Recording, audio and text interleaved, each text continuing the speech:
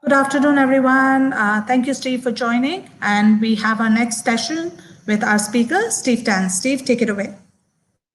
Thank you. Hey guys, what's up? Steve Tan here. Just a quick introduction about myself. I'm Steve. Come from Singapore. I've been in e-commerce for about 14 years now, and I'm really honored to be invited today to kind of like share a little bit more about like e-commerce with you guys. So kind of like we only have like 25 minutes today, so I just really want to jump through how e-commerce sellers can get themselves prepared for e-commerce sales in coming Q4, because most e-commerce people, they only care like this is one of the best months or best quarter that everyone should be aiming for. And regardless if you're just starting out or if you're just in the game for a long time, this is definitely one of the best seasons that you really need to be prepared and capitalize on this time of the year, right? So today I'm going to share about like how to boost e-commerce sales in Q4. Specifically, I'm not going to go into Facebook strategies because I know there's a lot of people that's going to be talking about Facebook, but I want to go into some details that a lot of sellers, that a lot of my students have not been doing it and they are not prepared. And this is something that I really want to cover because this will prepare you for fourth quarter and to make sure that you will not be disrupted. Okay, the last thing you want to do in Q4 is being disrupted when you can't scale your sales, or your accounts get banned. Okay, all right, so we're gonna start off with risk diversification today. All right, so sorry, next slide please. So yeah, so we're gonna touch base about risk diversification first. Okay, I'm very big into risk diversification because like I've been burned so many times, and I know we can't engage here, but I'm sure if you have been doing e-commerce for quite a while, I'm sure you understand having Facebook ads banned, having your like Shopify store closed, or like your business managers banned, or maybe or probably your Stripe account, your PayPal account. Okay, these are what I call all major risk points in your business, right? But a lot of people are just talking about, all right, I want to scale my business to 10,000, 20,000, $50,000 per day, but no one is telling you that there's a potential risk that your account is going to get banned when you scale too fast, right? So in this case, having only one of each, it's very dangerous. Let's just start off with like business manager. Okay, I'm sure all of you guys run ads. I'm not sure if you run ads for Amazon business. I'm sure you do sometimes, but my focus is today will be drop shipping stores or brand stores, right? Regardless of what you sell, it's critically important to always have backup business managers. Okay, because if you only have one business manager, it will be super risky because at Q4 there's so many people trying to bid on like the same keywords, the same targeting, and many more. And usually there's something what I call a Facebook swipe or the wipe that's going to wipe out like a good amount of business manager and Facebook ad accounts, to kind of like so-called give way to like big advertisers. They don't want all the small advertisers there like wasting like the traffic, and which is why it's very easy to get banned. And if people like you, or if you're not prepared for this and only have one ad account or probably just one business manager, you're going to be in trouble, right? And besides business manager, how many pages do you have assigned to one website? If specifically we're going to be talking about dropshipping today, it will be very important to always have backups in multiple different segments. For example, one store to 5 pages, right? One store to 5 pages and one business manager. Are you sharing the pixel from like business manager A or business manager B? In a sense, for example, there's a risk of your Facebook pixel being banned if the business manager is it's banned, right? So which is why it's critically important to always plan a backup pixel from a different business manager. Okay, and at the same time you want to have 5 different pages because like sometimes when one page goes down, the other 2 3 pages goes down at the same time. Which is why it's critically important to diversify your risk when running ads, because not just encountering into Facebook problems, sometimes you might encounter into competition problems, right? There's a lot of like sellers trying to sabotage each other by reporting fake complaints or DMCAs to your pages, and that could potentially get your sales like get your ad removed from Facebook, and we don't want that, which is why it's always important to diverse your ads across multiple different pages. So in the event if one ad goes down in that page, you still have all the other ads still running at the same time. Okay, so that is one. Have a backup BM, all right, with multiple pages at the same time, and have a backup pixel in place just in case that business manager gets banned. All right. So this is one of the things that we talk about in risk. The second thing I want to talk about is, do you have like a backup PayPal account, right? Because if PayPal decides to freeze your account, you might run into trouble of not being able to receive funds. And we don't want that because it's fourth quarter. We want the money to start coming in, regardless how long. If they hold it in the reserve, we still want the money to come in, right? So what I usually do, I'll usually have a backup PayPal account, right? A new different entity that I've created before that's registered with PayPal that's running another store.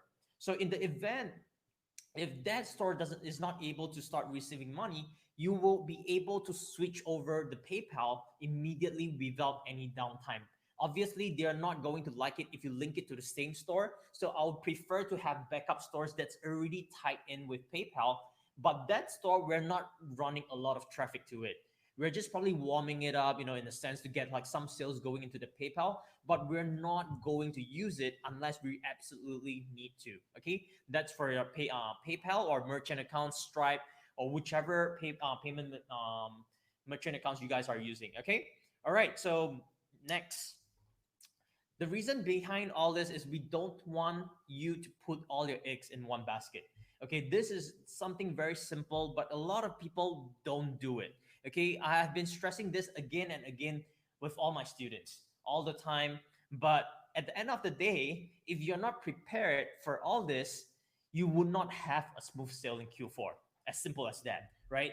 And people are talking about how to boost your sales and all that. But fundamentally, having all these things in place will ensure that you can have a smooth sailing Q4, right? If you don't have all these things in place, you're most probably going to encounter ups and downs. You're probably going to encounter all these problems, which we don't want that. All right.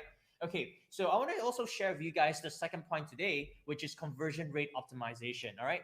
So conversion rate optimization is also very undermined by a lot of entrepreneurs, especially if you're selling on your own store. It's very important to make sure that the traffic that's coming to your site is converting. Okay. For those of you who are selling into the international market or US, European Union, or anywhere else that speaks English, it's very important to make sure that you do a lot of like on-site optimization that will help a lot. So one thing, regardless if you're selling on Shopify, BigCommerce, WooCommerce, or whichever, make sure you use this thing called one-page checkout. Okay, so I'm gonna quickly show you guys what's one-page checkout. Next slide, please.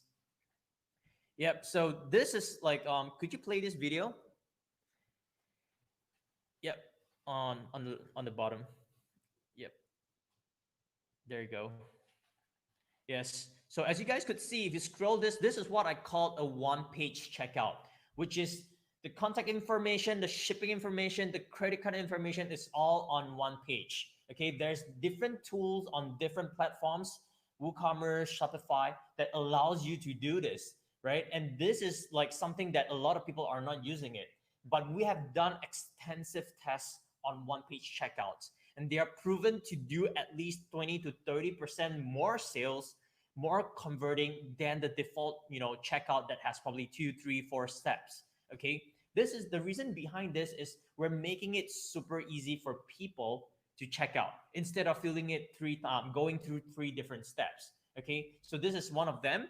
Next slide, please.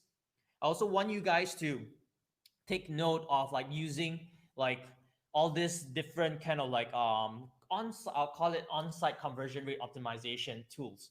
Sorry, images, GIFs, reviews. Some of like, for example, the top left one would be like your order is reserved for 10 minutes. This kind of like give a sense of urgency for the customer to complete their order as quickly as possible, because we don't want people to come to the site especially all the way onto the checkout page, and they are going to abandon the cart, which we don't want that. All right, we want to make sure that customers land on this page, they're ready, and they can pay quickly. All right, the next thing we want to have is like a guarantee. Why choose us?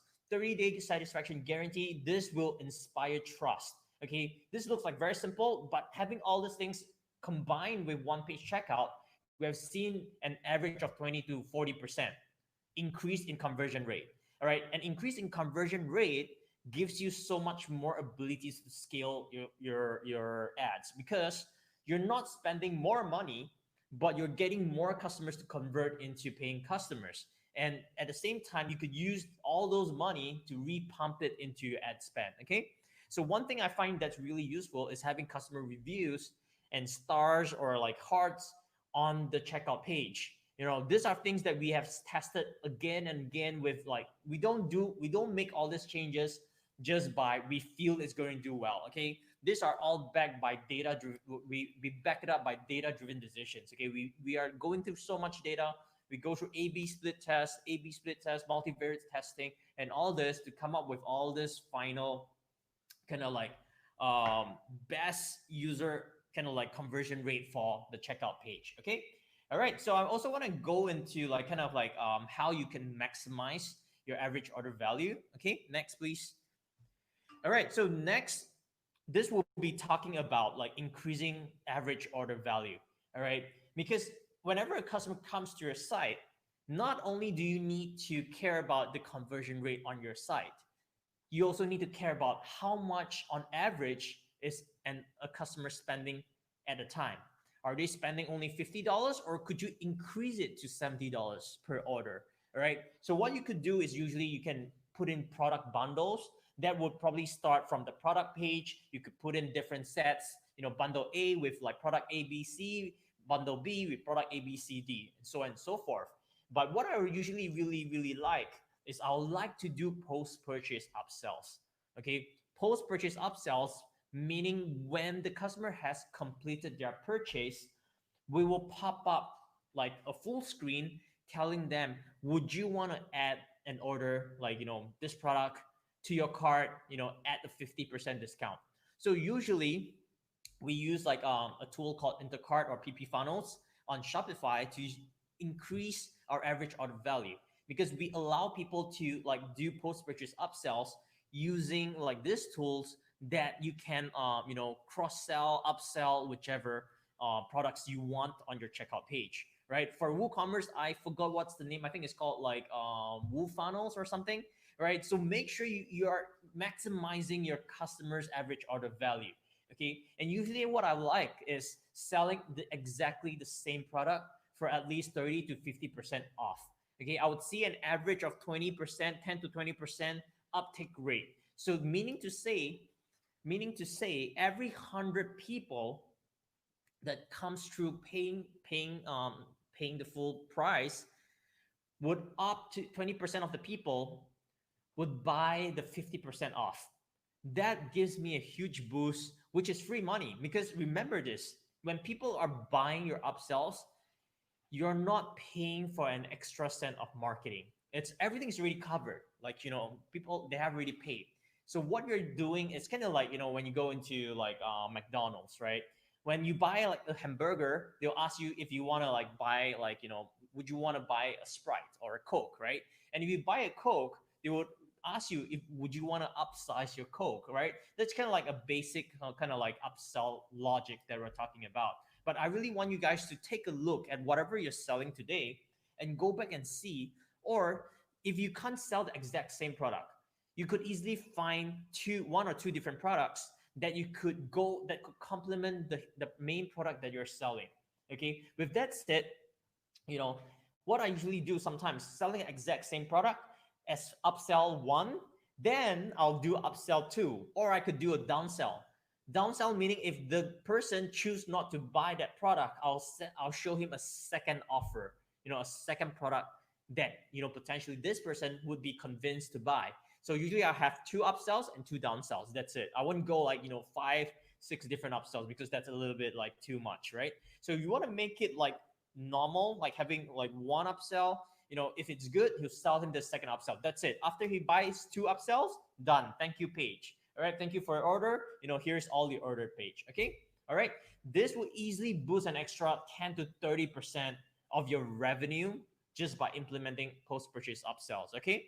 All right, I want to quickly go through the next part, which is email marketing. Okay, email marketing is very, very important for Q4. Okay, for those of you that are already in the business, you know how important this is. But if you have a huge list or you have like a bunch of customers and you're not using them properly, you are putting so much money on the table. Okay, so I'm gonna show you some examples of like stores that we use email marketing. Okay, this is one store we did about 2 million in a month, and look at how much revenue comes from email. All right, the highlighted yellow color there, it's 500,000 US dollars coming just from email alone, 20, which is 23%. That's crazy, right? 23% of my entire sales comes from email, right? I know a lot of people that's doing drop shipping that's not fully utilizing email marketing. Okay, I want to show you that this is very important. Okay, next please. Even for brands, even like just now it was 23%, but if you're building a brand, something that you have put in a lot of efforts into building and cultivating the brand, you will see a bigger and higher. I've seen email marketing go up to 50%.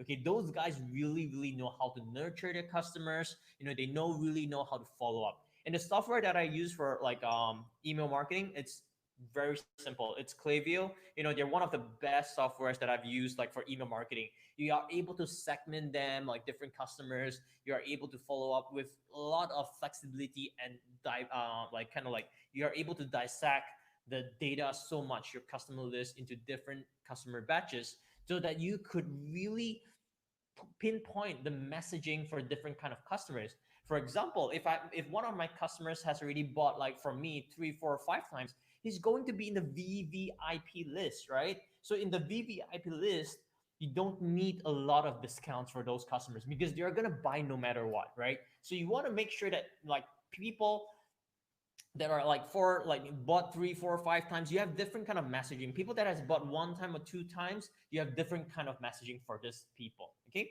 next please. Yeah, so I want to show you guys quickly this slide because I want to show you guys how important it is to understand the entire customer life cycle marketing. Okay, so this would come from all the way from people that comes to your site. They are browsing your site and they're just surfing around. But at this point of time, you have to make sure you're going to capture the lead. Okay, because the fact is, no matter how good your conversion rate is on your store, majority of them is going to leave, right? So you want to make sure when they come to your store, you're able to capture their lead with or regardless if they buy or not. Because like if they don't buy, no problem. It takes multiple contacts to kind of like nurture the customer. So make sure you have like kind of like a bait or probably like a great in exchange for getting their email. So usually people will just give like 10, 20% first order discount. Okay, capture that email, then you could start following up, right? The next thing is you want to make sure you have the cart abandonment set up in place, because this is one of the most understated things. Because like people that goes to the checkout page, they have left their email, you're able to follow up with them using Klaviyo or whichever other email tools that you guys are using to make sure that you're following up with these people, which are very hot. There are hot potential customers that has come from all the way to your site, add the product to cart, all the way to checkout. So something must have happened at the checkout page. They probably got busy or they probably got like, distracted by something else. So you want to make sure that you send a follow-up email, a series of emails. I'll stack it usually by 3 emails. The first email is going to go out within an hour, right?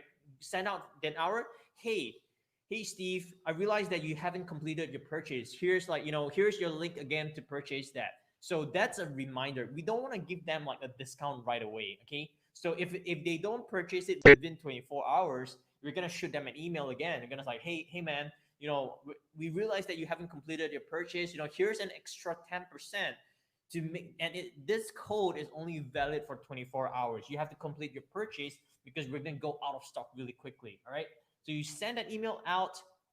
And I have one thing, that's the last one, that's the maximum amount of discount you are able to give, because more than likely you're gonna lose this customer already. So I don't care. I'll just put whatever like biggest discount I could give, because I really want to capture this customer because he's already like so-called gone, right?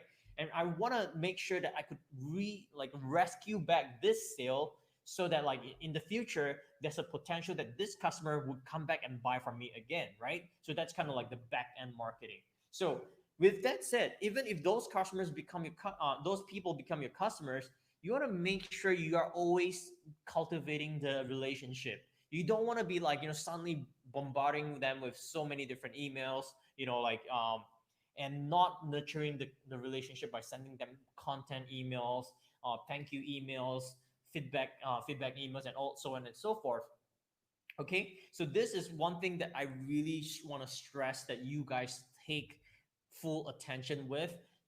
Make sure that all your marketing is in place, especially with email marketing, SMS marketing. I don't think we have time today to cover SMS marketing, but like if you guys are into SMS, this integrates very well with email marketing. Okay, I've never seen better like returns channels from SMS compared to anything else, right? We're looking about 10 to 20x ROAS, return on ad spend. Okay.